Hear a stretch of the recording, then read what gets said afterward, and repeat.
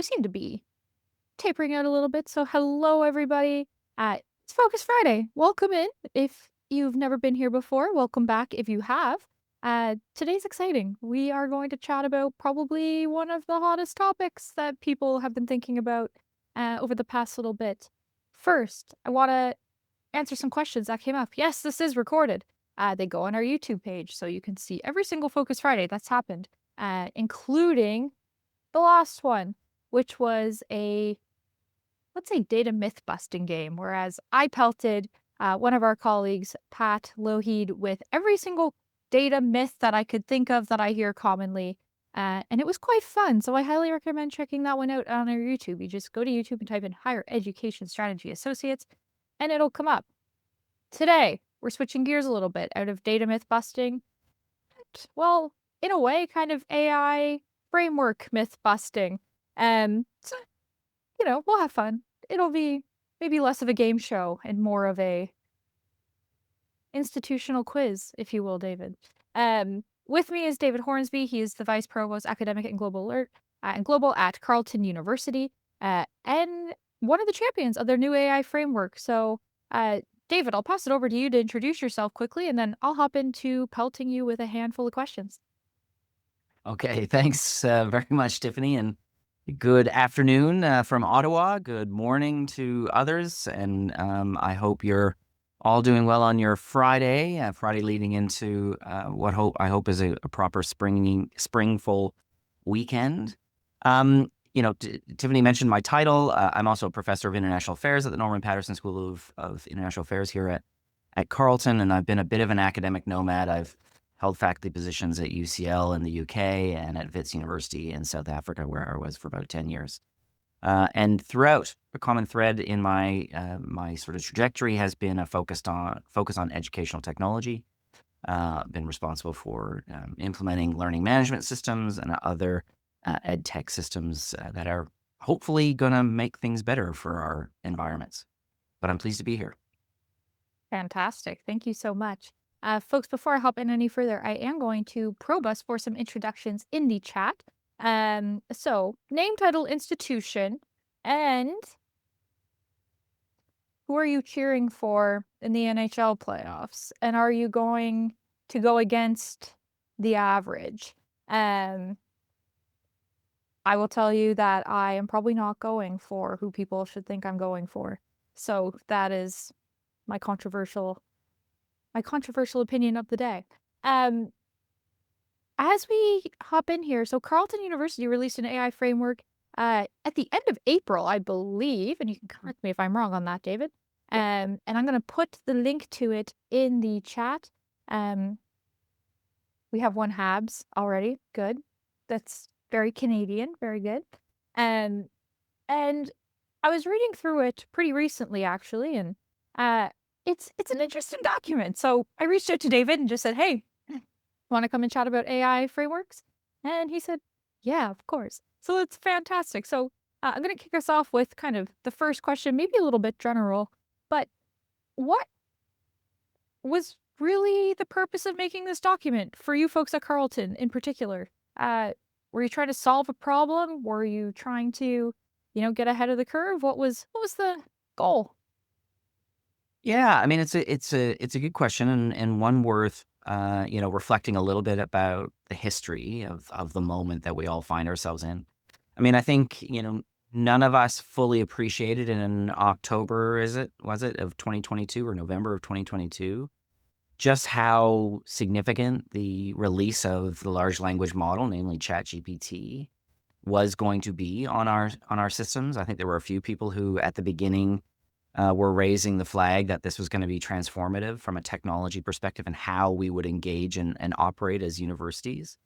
But I think, there was certainly the viewpoint at Carleton that obviously artificial intelligence was nothing new, that we had a long history of research and foresight thinking around AI going on at the university on the research side of the house.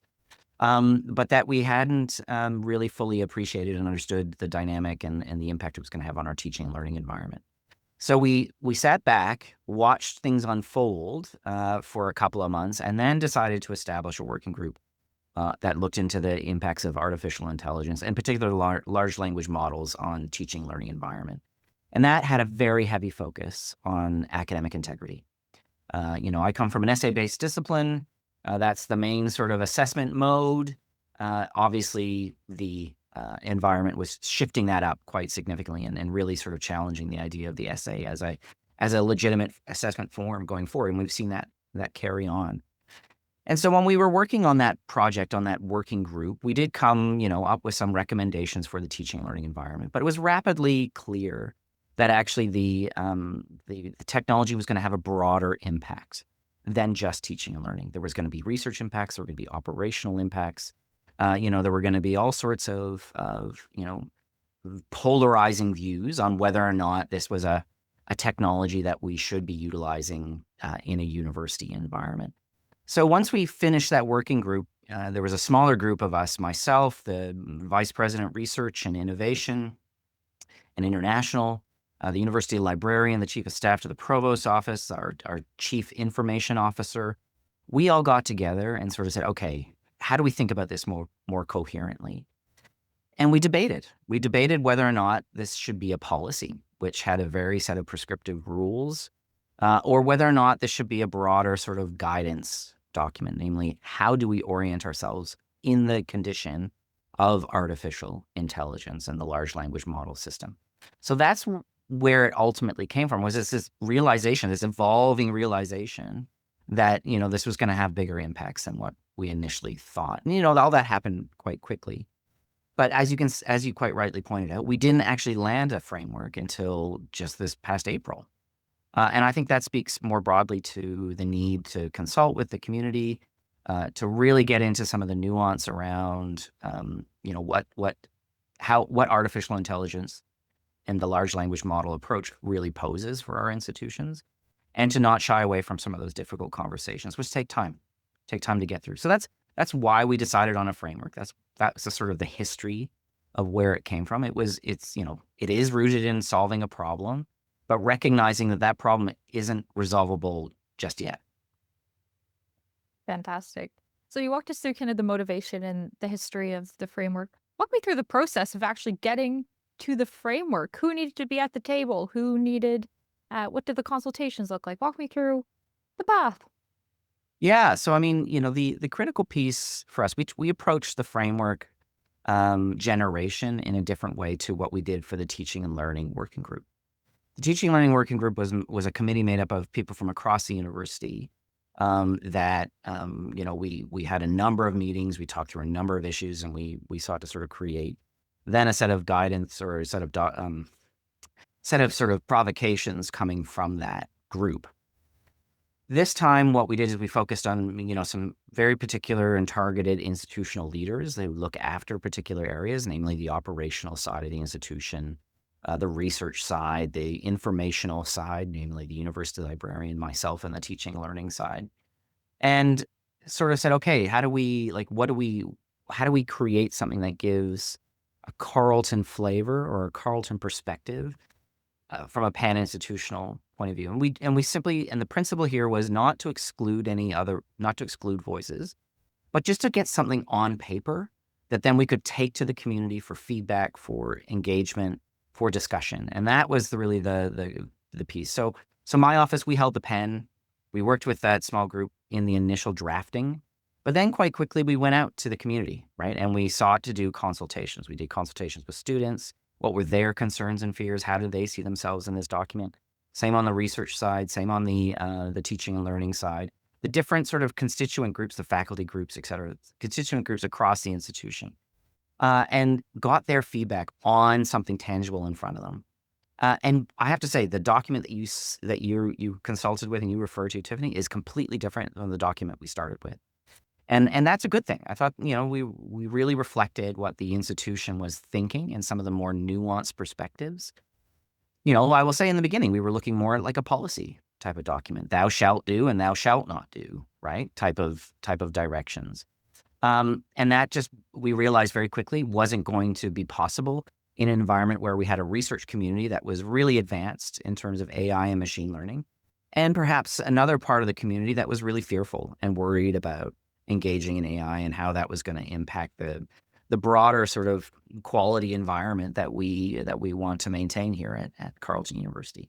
So we needed something that was going to bridge those two spaces, and that's why we landed on an AI principles, guiding principles type of approach, and that's how we sought to bring the community along as well. So we tried to have this document reflect as many viewpoints or positionalities, I should say, as possible.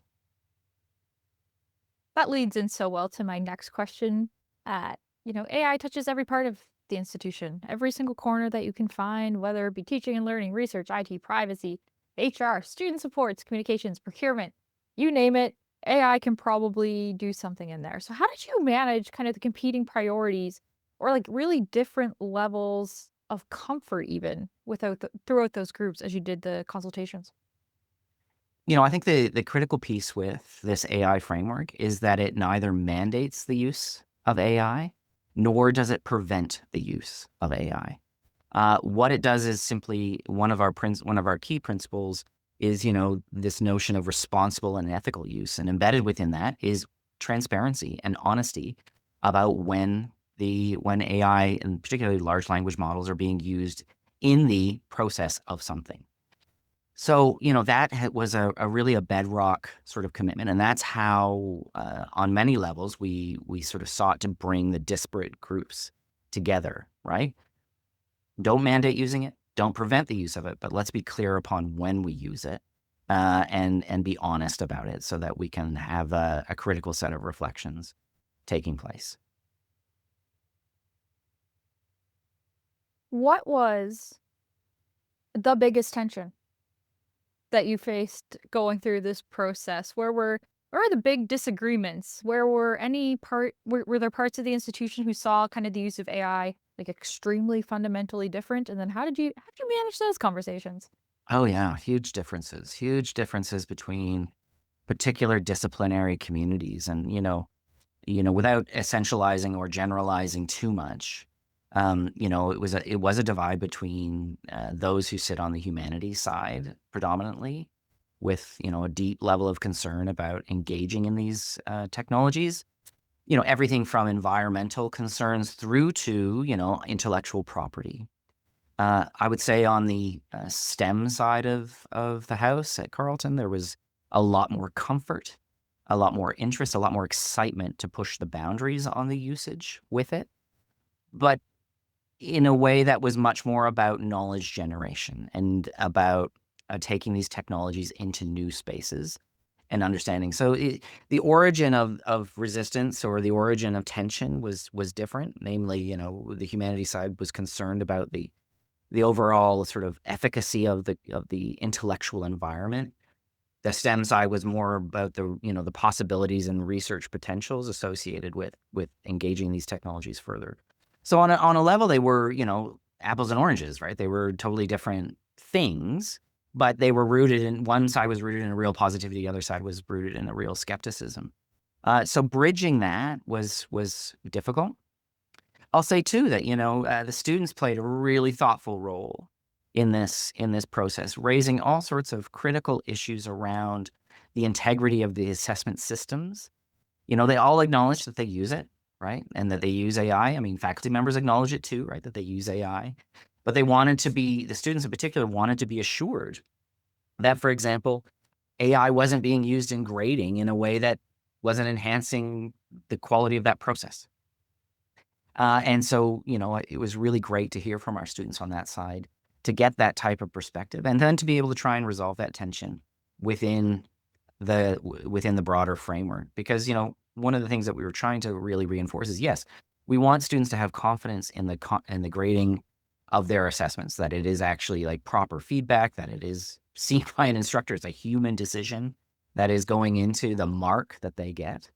But there are all sorts of possibilities on the other side for streamlining grading and providing feedback in a manner that enhances student learning, that maybe gets around some of the more redundant or regular sort of things, like everything from citation styles through to grammar checks or whatever, right? Syntax pieces that we know are also important for feedback. So we were sort of muddling around in that space with the students and trying to see if we could find some manner to capture the possibilities, but at the same time put the necessary guardrails in place so that they felt that the system had integrity. And that was really Yeah. cool. Yeah, that is very cool. Like I said at the start of this, I'm at the Upper Bound AI conference right now in Edmonton, Alberta, and there's about 8,000 people here at this AI conference. And a whole bunch of them are students. And it's been really fantastic just to kind of hang around, particularly with the graduate students who have kind of gone up through their undergrad and are now in their graduate studies and having kind of seen the intro to LLMs throughout their studies and how that's impacted what they talk about. And I think one of the biggest things that came up was, everything is so, for students, kind of inconsistent within an institution on what their AI policies look like. A lot of institutions have kind of just blanketed said it's up to the professor, and then that changes course to course and program to program, and how we define things are different. So and I'm sorry I didn't put this in your pre-questions, but it's been in the conversations that I've been having all week, so I'm gonna hit you with it anyways. Um, how look at the managing how's the working with faculty to maybe bring a little bit of, say, coherence to what institutional AI guidelines should look like from the student perspective? Yeah. That's a really good question. You know, and universities are notorious for being decentralized around all things,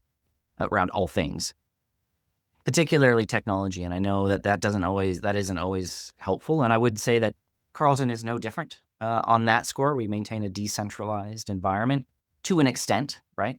But the broader piece here around, how do we create coherence? It's it's one of the motivations for the framework model, right? Doing guidelines as opposed to policies, right? Is to create an empowering condition for, you know, authentic, transparent, ethical, and responsible conversations around the usage of artificial intelligence in the classroom.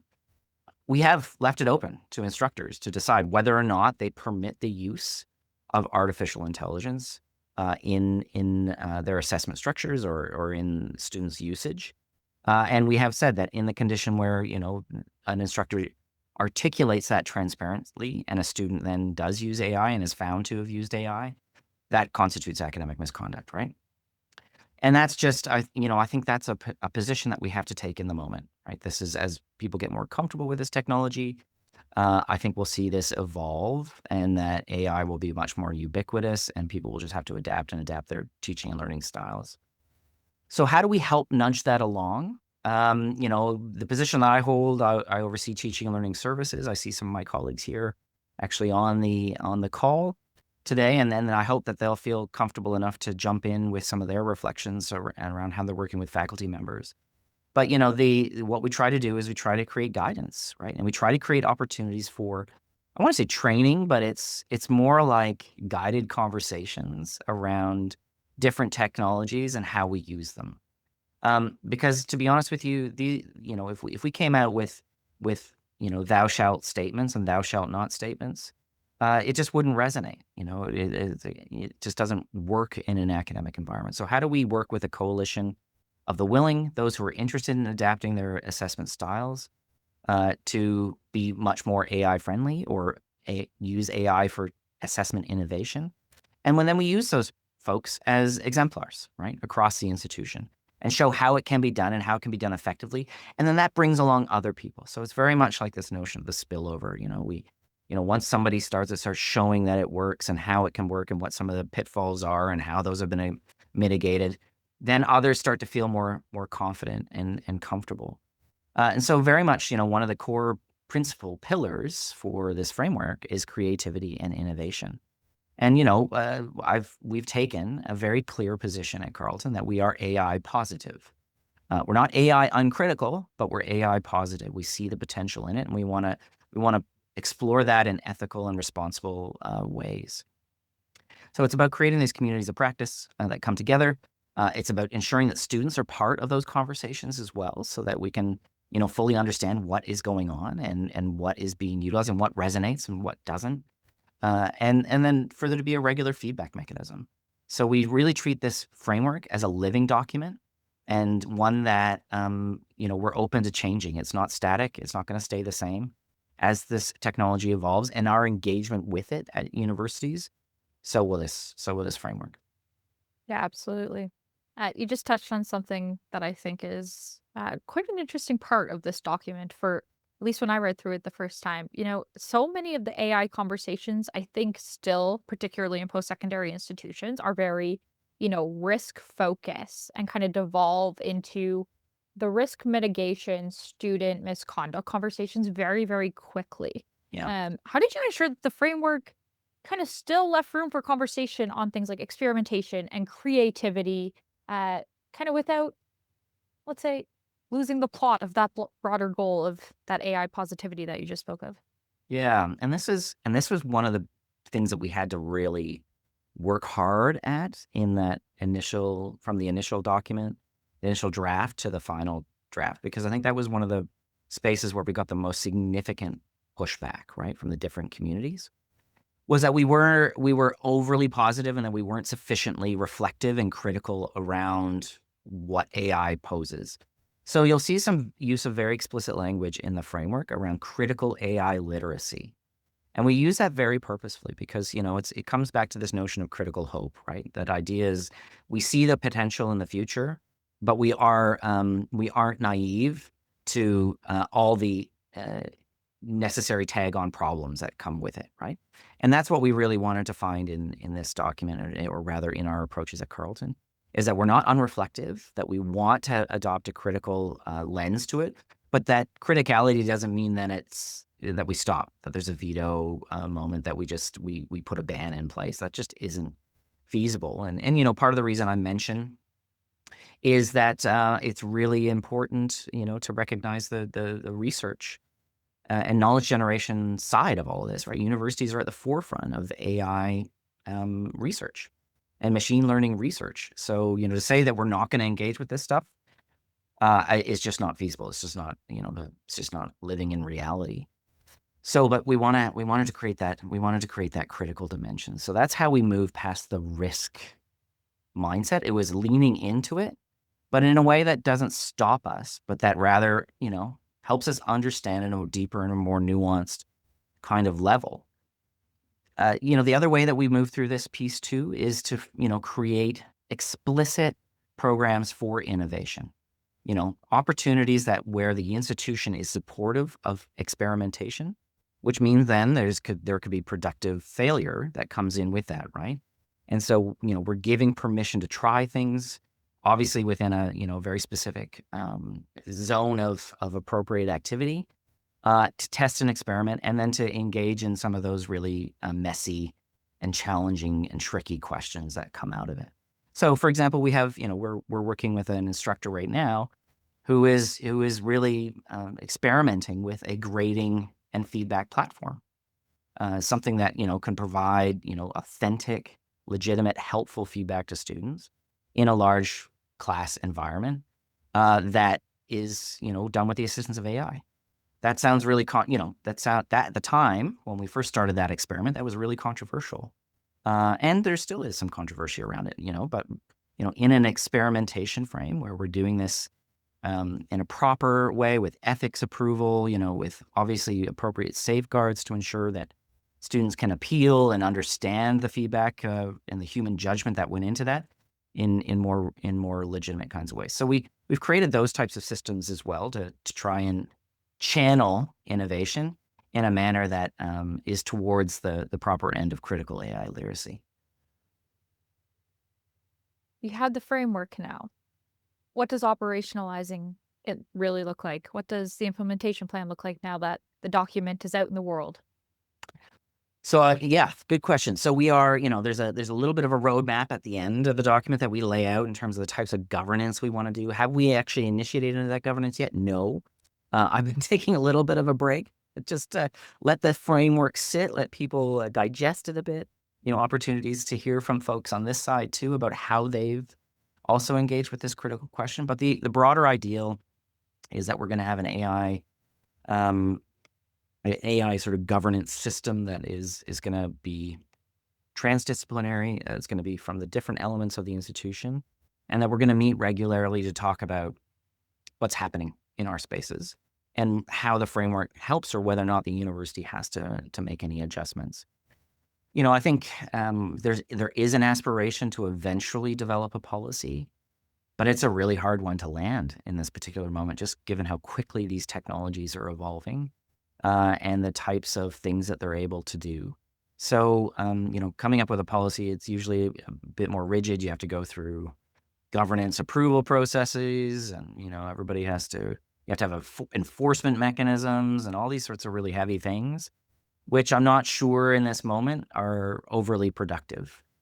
So, I'd be curious to hear from folks here on this call about what they see as maybe some of the benefits of producing a policy type of approach in this moment versus a framework like what we've done.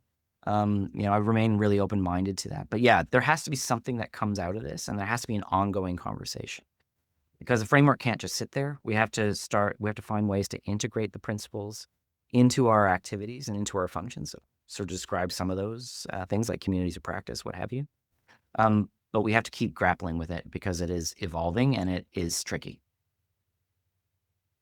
And one last question for you before I bring it over to the audience Q&A, and I have a handful of questions both in the private chat, and I see a few in the main chat as well. But David, if another institution was kind of just at the beginning of this process, what's one thing that you would tell them not to underestimate? I would tell them not to underestimate, I think, the trickiness of threading, or let me use a different word, threading the needle between the opposing sides, right? Those who are really viscerally opposed to AI and large language models in the classroom versus those who are super enthusiastic. That bit is really hard, and it takes a lot of time to speak to those groups and to make them appreciate the need for this type of document, and to help them see themselves in it, right? So, I mentioned that, our document looks very different now to where we started. Be open, if you're going to put something out to the community as something to chew on, as a reflection point, be prepared to change it completely, and be willing and sufficiently humble to do that, because, I learned so much during this process around not just the teaching and learning elements associated with AI, namely the assessment components, but just the broader capacities and trajectories that are going on in research and in operations that we might not all have sight lines around just because of where we sit in our institutions. Fantastic. Thank you so much. Um, Lots of questions in the chat right now. Folks, first and foremost, I encourage you, if you want to, raise your hand, come off the silent, faceless realm, and ask your question. I very thoroughly support that. We're going to go to the questions in the public chat in just a second, but I want to start with one that I got in a private chat message. And this is an interesting one. From a high school preparation lens, what could high schools, oh, K-12, 10-12, 9-12, depending on what province you're in, help their students know? What skills should they be arriving with in September to make their transition to how institutions at the post-secondary level are using AI? What's the best way that they could help students out before they get to the college? You want me to start that? Great. Oh yeah. Um, I think you can look at that at multiple levels, right? I mean, I think that there's the really sort of functional level around usage and AI literacy. Prompt engineering is a really important skill for students to develop. But as well, there's that critical discerning eye that needs to be applied with everything that AI produces. It can't be taken as a given that what AI is saying is accurate. And so helping high school students in particular understand that there needs to be a deep level of reflection around what is produced in those models is really, really helpful. Of course, at the same time too, as prompt engineering, knowing how to ask the right questions really matters. And I draw this as an akin to, like, the Googling back in the 90s when we all started Googling, the way in which you asked a question in Google for a search really mattered. And prior to that, it was the same with all the databases in libraries, right? The way in which you put a construction together for a subject matter mattered in terms of what information, what sort of sources came back for you to be able to consult. So in that same way, that type of skill is really, really important, but it has to come along with the criticality dimension. And I think this is a common thread between high school and between post-secondary education. It's the critical viewpoint of the technology and how to make sure that we just don't take its musings and what it produces is sacrosanct. Yeah, absolutely. Yeah, I was chatting with a student yesterday actually who's doing some work with Amy, the Alberta Machine Oh yeah. Intelligence Institute, I think. Yes, I think that's right. Yeah.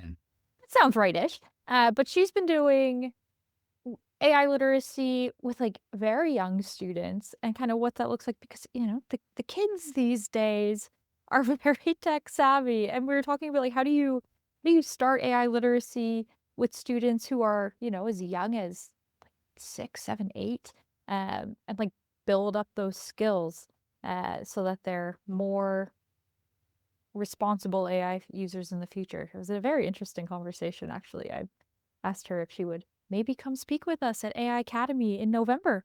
So, folks, that was a subtle plug. There's an AI-cademy in November at UBC, so you should be there or be square. I see a lot of questions. I see some quick questions in the chat, David. So let me pelt you with those. When you did the consultations, how were they conducted? Did you do discussions, surveys, focus groups? What was the actual consultation for the framework?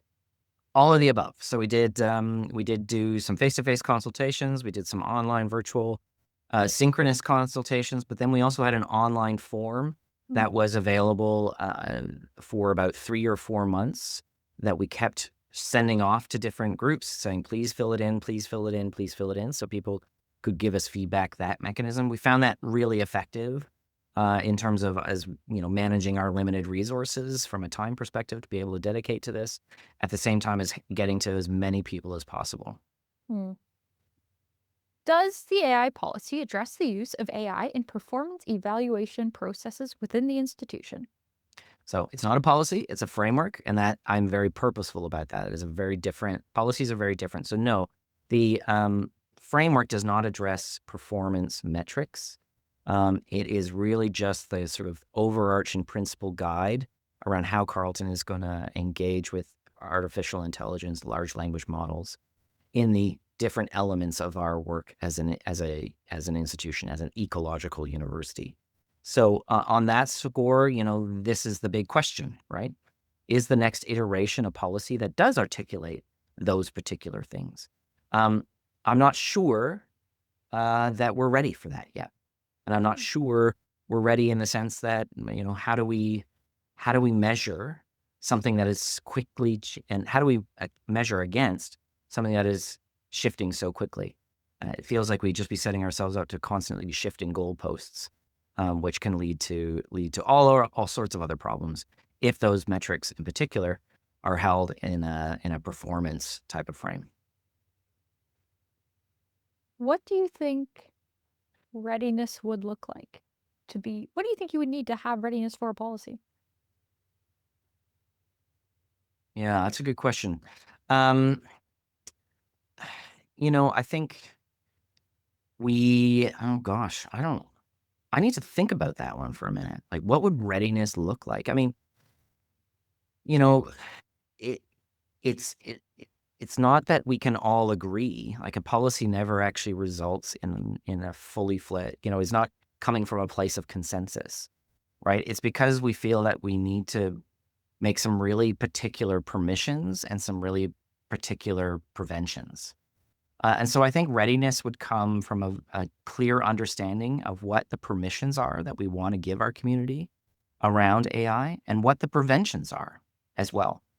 Our framework here, right, does explicitly get into some things like we will not utilize at Carleton AI to reproduce the image and voice of staff members or students, Hmm. right? We say that really explicitly. That reads more like a policy statement than anything. So I could imagine, right, if we were going to develop a policy tomorrow, that would be one of the prevention pieces that we would explicitly state. And, by virtue therefore have a significant consequence if you did do that. Um, but I think it doesn't just stop there, right? I think the notion of prevention and permission is probably far more expansive than just that alone. So I imagine there has to be, to get to that policy space, there needs to be a clear understanding of what the permissions and the preventions need to be. Absolutely. And I saw Stephanie chime in the chat. I'm going to ask her to come off mute and kind of uh, give her point of take on this one a little bit. So she had mentioned that both policy and framework are needed. So Stephanie, uh, hello, welcome to the floor. What's your thoughts on this? Yeah, I think it's an interesting question. And we're in a position at McMaster University where we've had guidelines now for 2-3 years in some cases. And so we're, I think, starting to identify the points of consistency, like what's remained pretty stable. And those are the things that we're now starting to bring into policy.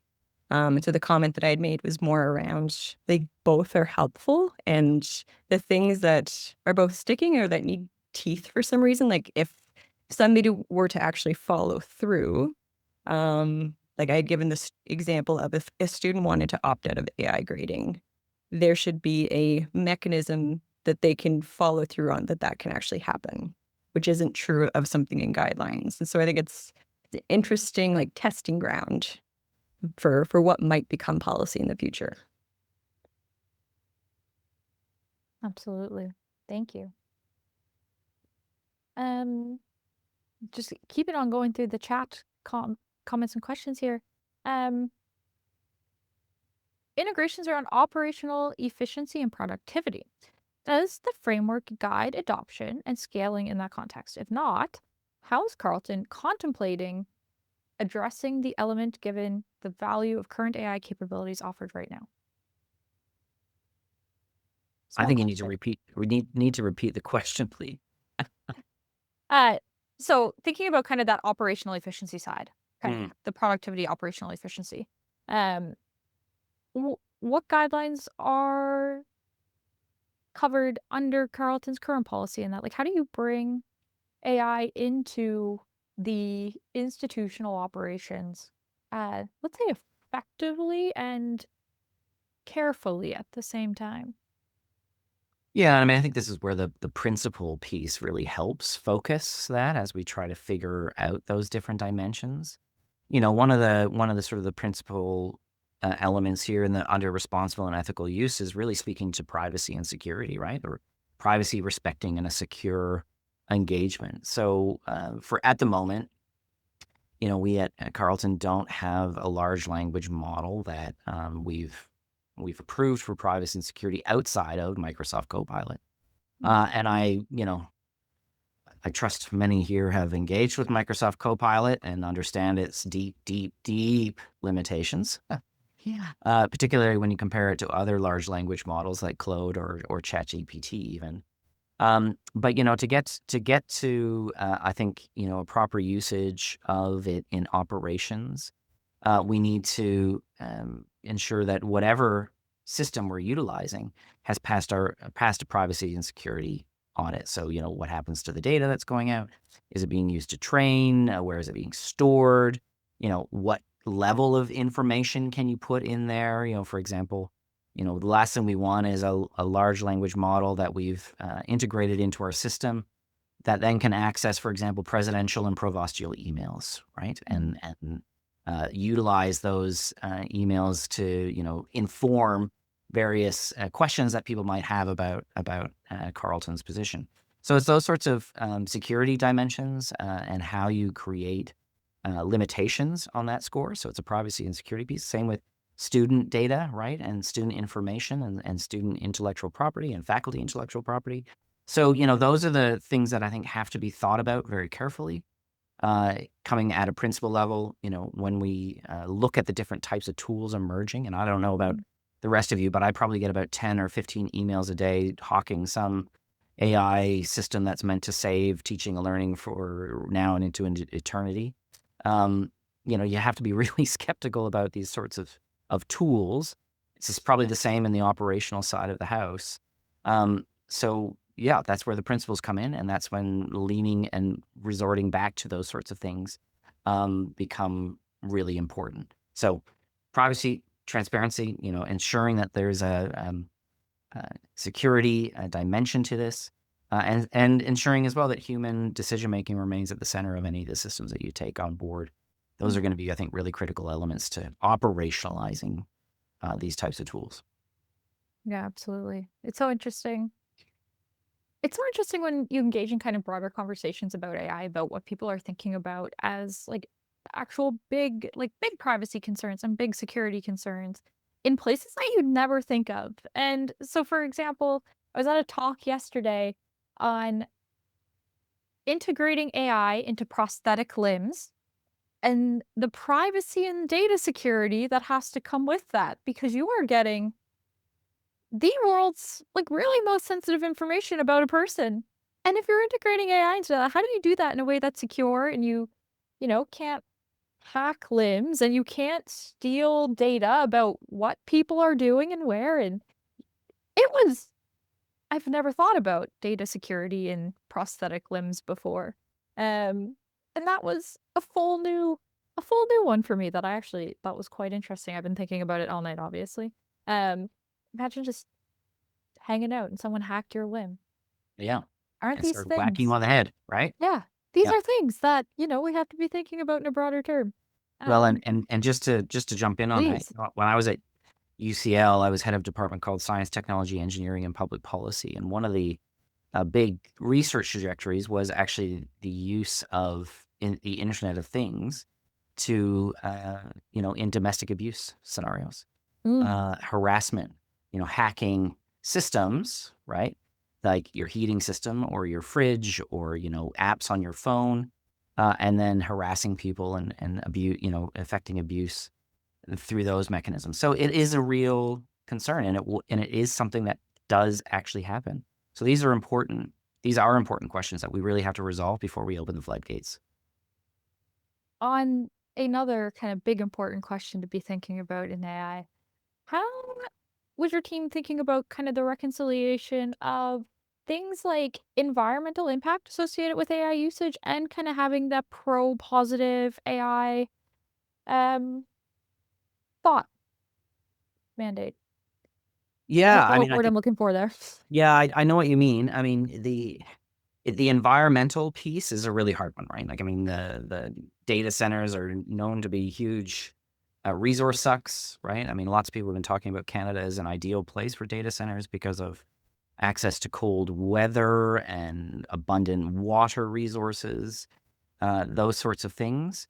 I think we have to engage in those types of conversations very carefully. I think, though, one of the things that we were really trying to grapple with was actually more the Indigenous knowledge systems and sovereignty, Indigenous knowledge sovereignty, as well as epistemic diversity, right? Because we know a lot of these systems were trained in sort of Western models of thinking that don't necessarily connect into Indigenous ways of knowing and being, but also even ideas from the global South. Traditions and knowledge systems from sub-Saharan Africa, for example, or from China or Southeast Asia or what have you.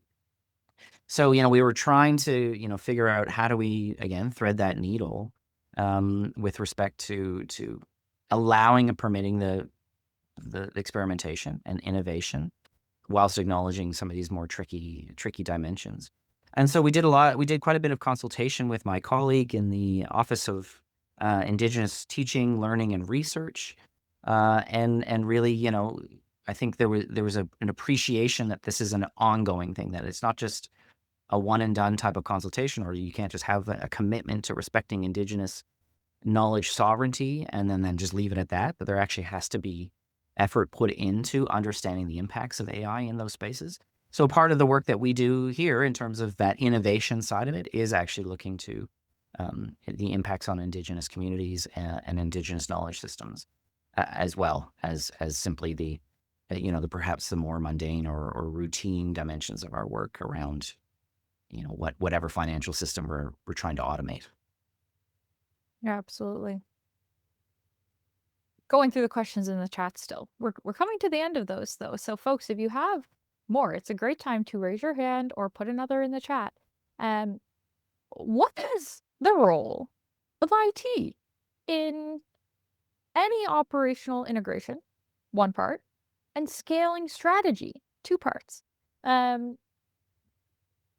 A lot of this person, Dean mentions that given in many enterprise contexts, IT driving AI operation strategy often leads to wheel spinning. So what is the role of IT in this kind of greater plan? You know, I'm a big believer in that the constituent elements of an institution, hold parity in terms of um, legitimacy to be at the table and to, give input. So I think, when I was co-chairing the digital strategy for Carleton, I was working with the chief information officer, who's head of our IT services, very closely, in addition to myself as an academic lead, but then other constituent elements as well, to really hash out and work through how we wanted to sort of think about digital technologies at Carleton going into the future.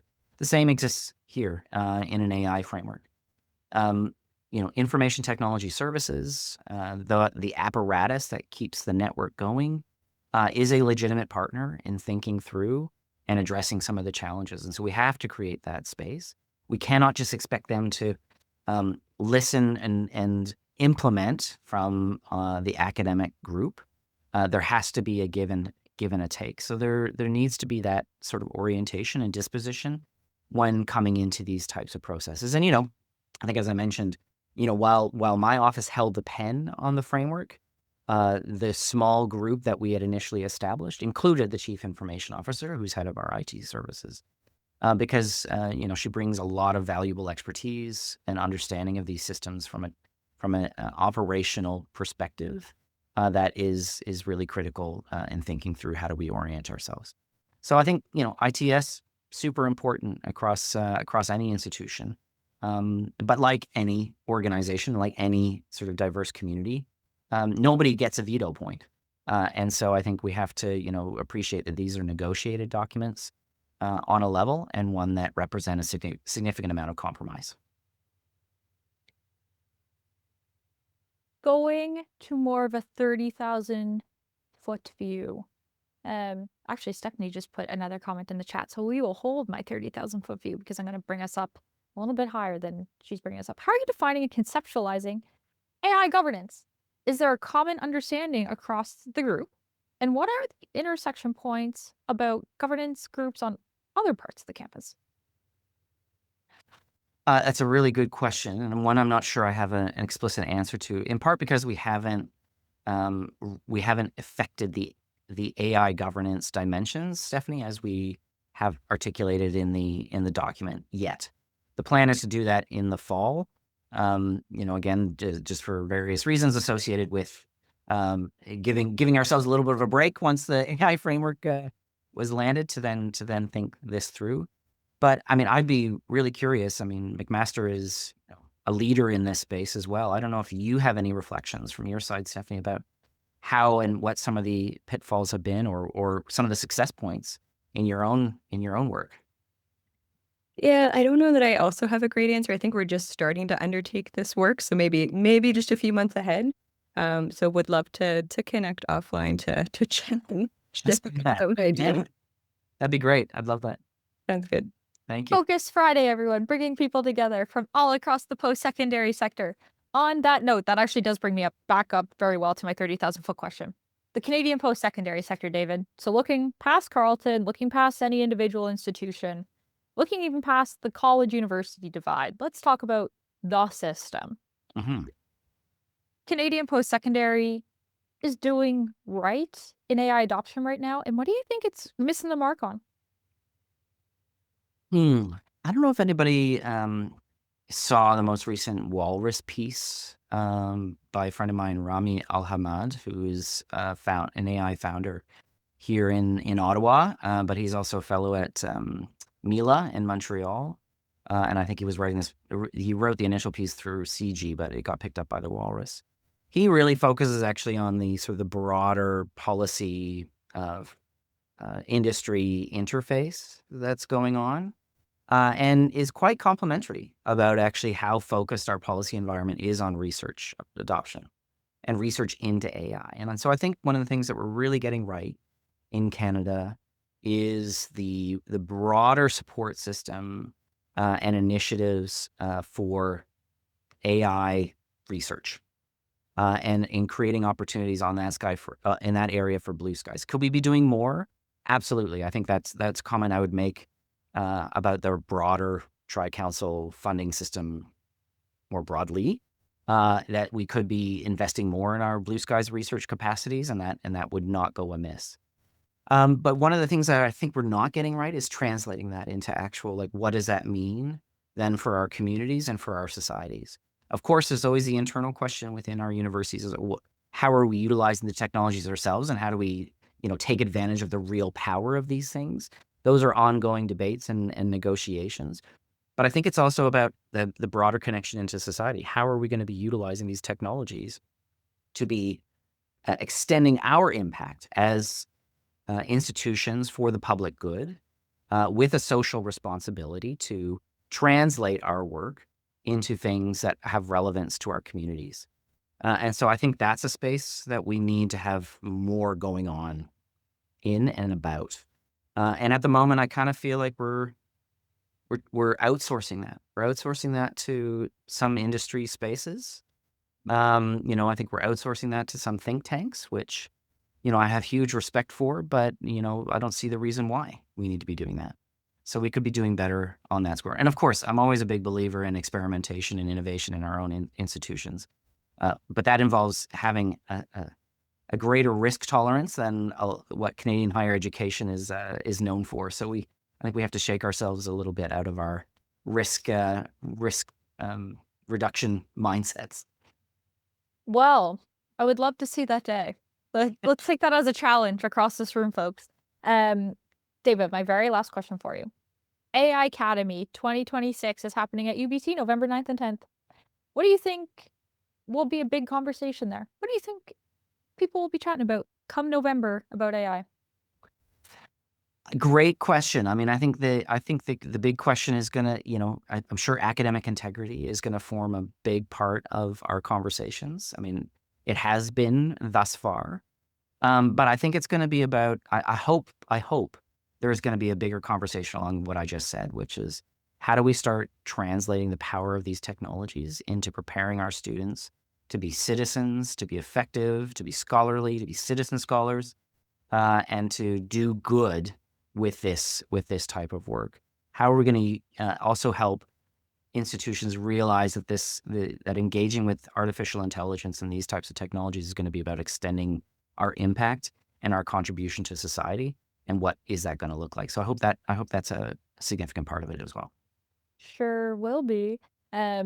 Folks, on that note, we are coming up to time. I want to use just a minute here to say that the call for proposals for AI-cademy is open right now. So we have extended the deadline to June 3rd. It was originally May 28th, but a few nice people had politely asked if we could extend it. And I'm not that mean. I'm a little mean sometimes. So we extended it to June 3rd. So a few extra days, but not too long, so that we're, keeping people in too short of a time frame to make decisions on if they want to speak at our conference. There is a portal on the website. If you go to AI-cademy website, I can pull the link. And what you will find in that is, I'm sorry, I actually can't type and talk at the same time. It's not a talent that I have. What you'll find in there is kind of the summary of the session tracks that will be happening at the conference. So we have things like teaching and learning, general student experience, AI outside of the classroom. So that broader kind of research, innovation, commercialization, moving AI out of the academy. Campus operations, which is my favorite track, I'll admit. And then governance policy and institutional kind of strategy on AI. So those are the 5 main tracks. We're accepting proposals in the form of kind of workshops, case studies. There's a really interesting one that I want to highlight to this group, which is conversations, hosting conversations. So we're at UBC. There's a gorgeous space. Michael Kinsman Form. And what that basically is like this huge room with seats and mics and everyone can just chat with each other. And so we're going to be using that room to have some, some provocative conversations on what AI looks like at the institution. So if you would like to host one of those, that is a great place to do it. Like I said, the conference itself is November 9th and 10th at UBC. We're going to have a lot of fun. Our team's on the UBC campus on Monday morning to do a site visit and chat with our friends there, and we're very excited. So if you're interested in that, if you have questions, pop over to the website. I pulled it up and then I didn't copy and paste it into the chat because I stopped typing and started talking again. You can go right there. You can find it there. If you have any questions, don't hesitate to reach out to me. Team McLennan at highereducationstrategy.com. You can find that on the HESA website. And other than that, David, thank you so much for joining us today. And if you have questions for David, I'm sure he'd be willing to answer them as you go along as well. Folks, Thanks, Tiffany. Thanks, folks. Really pleasant time. I hope you have a fantastic rest of your afternoon. Bye, everyone.